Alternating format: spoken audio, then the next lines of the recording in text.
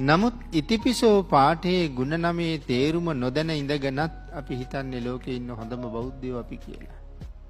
අපිට වැරදිලා තියෙන්නේ පින්නතුනි. අපි රැවටිලා තියෙන්නේ. හැබැයි රැවටිල්ලක් එක්ක සංසාරයක් දිනන්න බෑ. මිනිස්සු කොයි තරම් තමන්ගේ දුර්වලකම් ප්‍රදර්ශනය කරනවද කියනවා නම් සමහර කෙනෙක් එපාම කරපු දෙයක් ගැන කතා කරනකොට කියන්නේ මට නම් ඒක අරහං කියලා. මට නම් ඒ පුද්ගලයා අරහං කියලා. ඒ කියන්නේ මට නම් ඔහු පේන්න බෑ කියන වගේ අදහසක් කියන්නේ.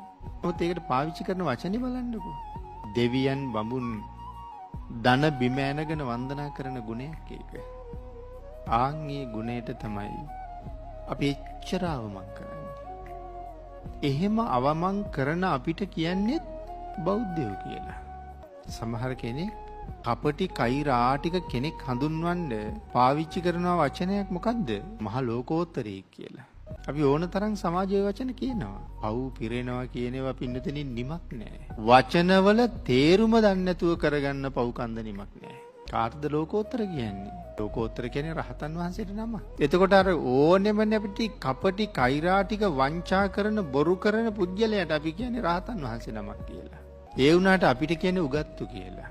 හිතලා බලන්නකෝ අපි මොනවද දන්නේ කියලා. අපි කොතනද ඉන්නේ කියලා.